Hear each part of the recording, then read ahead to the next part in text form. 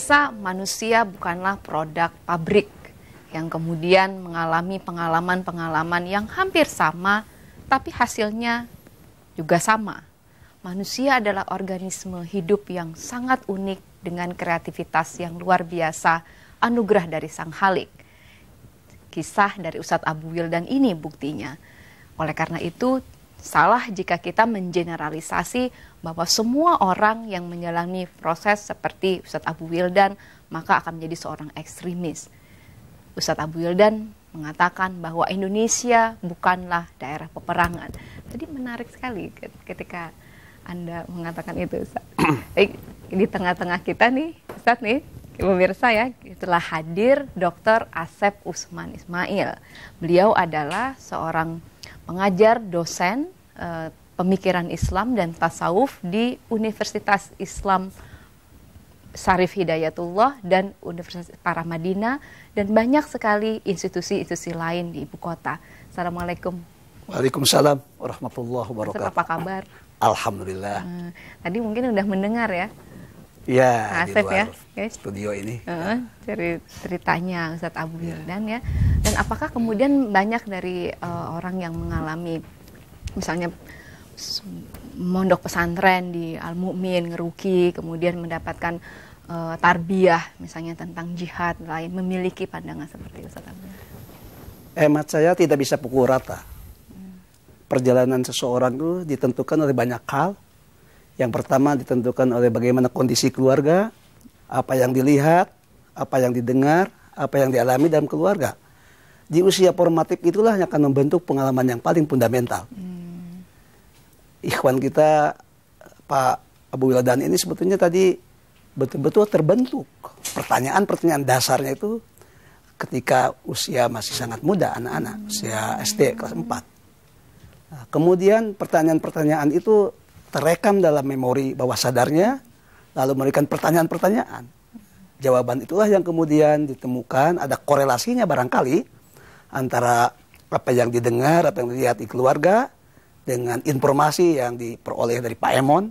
Kemudian yang paling menentukan ketika usia rasional, berada di tengah-tengah lingkungan yang memberikan ilmu tentang Islam, taklim, dan sekaligus yang membentuk karakter dan kepribadian lewat tarbiyah.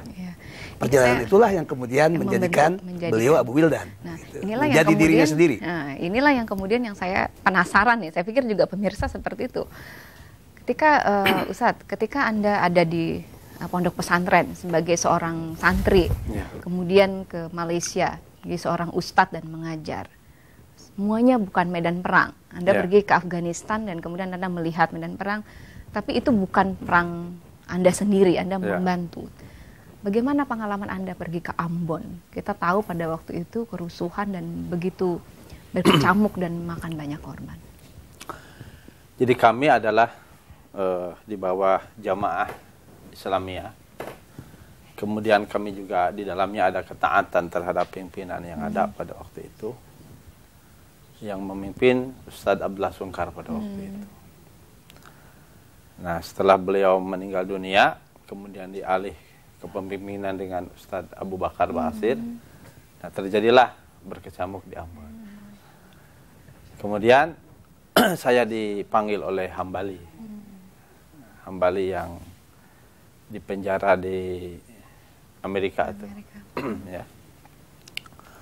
Beliau menyatakan bahwa Ambon perlu bantuan kaum muslimin, di antaranya kita. Jadi sebelum beliau memanggil kita, memang beliau survei dulu ke sana. Setelah dia survei, kemudian dia balik lagi ke Malaysia, kemudian dia memanggil kami. Jadi ketika kami tugas di Lukmanul Hakim adalah tidak ada sedikit pun masalah-masalah militer, masalah peperangan. Dia mengajar biasa di pondok pesantren. Hanya ketika kami dipanggil ke Kuala Lumpur pada waktu itu, diberitahu tentang keadaan Ambon yang sebenarnya, tentang penganiayaan terhadap kaum muslimin, baru naik lagi ini giroh saya. Saya persiapan lagi selama 1 bulan, saya persiapan mental, ilmu apa yang saya akan bawa ke Ambon. Nah, setelah saya berangkat dengan beberapa ikhwan ya dari Singapura lewat Batam, kemudian ke Jakarta, kemudian ke Surabaya, baru kami ke Maluku Utara. Di Maluku kami jumpa dengan beberapa tokoh, dengan namanya Faridwan ya, sekarang mungkin bupati di sana di Ternate. Ternate. Kemudian di Tidore, kami juga ke Morotai. Setelah mengenal informasi yang sebenarnya, baru kami di sana mengadakan musyawarat dengan beberapa kawan di sana, apa yang kami kerjakan. Hanya tugas Anda spesifik apa dia? Sampai di sana kami adalah sebenarnya tugas untuk i'dadul mujahidin, memberikan i'dad terhadap mujahid-mujahid yang ada di sana untuk melawan, kalau di sana panggil Obed ya, jadi Nasrani pada waktu itu, melawan kaum muslimin. Jadi kami memberikan dakwah kepada mereka karena yang ada di mereka adalah macam dendam gitu, dendam. Jadi salah di dalam berjihad juga banyak kesalahan. Contoh membunuh anak-anak, kemudian menyiksa. Jadi kami sampai ke sana dakwah kepada mereka bahwa di dalam jihad itu ada syariatnya. Tidak boleh membunuh anak-anak atau tidak boleh memerangi kalau kita tidak diperangi gitu. Jadi meluruskan jihad di sana itu. Dan Anda termasuk memberi latihan militer? Termasuk juga waktu itu ada persiapan ke Galela pada waktu itu. Memang saya yang mempersiapkan pada waktu itu. Pemirsa, apakah kemudian Ustadz Abu Wildan dalam kecamuk kerusuhan atau perang antar agama dan etnis di Ambon pada waktu itu, bagaimana memiliki pandangan berdakwah secara damai dalam situasi peperangan, satu dilema yang sangat rumit. Saya kira kita akan dengarkan sesudah yang satu ini. Tetaplah bersama kami dalam Belajar Islam.